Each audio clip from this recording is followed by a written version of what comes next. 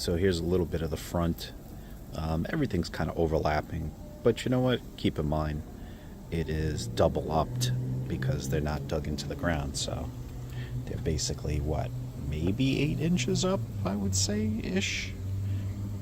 Because with the bottoms or whatever, and especially when I dig them under, I just got to adjust that one a little bit. It's far too over, but I don't feel like getting wet. I kind of adjusted them before I turned it on, and I walked around. But yeah, the overlapping is doing pretty good. Nice streams. You know what? I figured I'd take the video because usually in all these videos I ever watch, nobody could see the streams.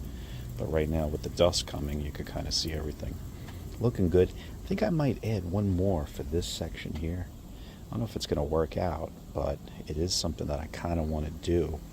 Right now I'm only using 5 heads on this. There's one other around the corner, and we'll see what happens. Here's another angle of it, and I think you could probably see that the ground is just it's not level as much as it's never going to be level, but the slope is incorrect.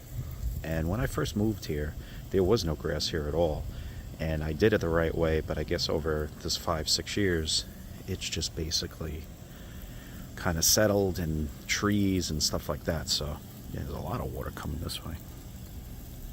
The other thing I didn't do is I didn't tee this off. This is just on one line. So here's the other view of this. Yeah, it's hitting these trees or whatever, but like I said, when it's probably dug in a little bit, it'll be a lot less. And then of course I could try to turn the screw. These don't really spray that much. I turned them all the way down on the other one, and it's just not really doing it. But I don't know if these two are really reaching each other. That one I got like on a full, would that be a 180, going back and forth. But I'm going to take a look now if the middle is saturated. I might have to put one right there in the middle.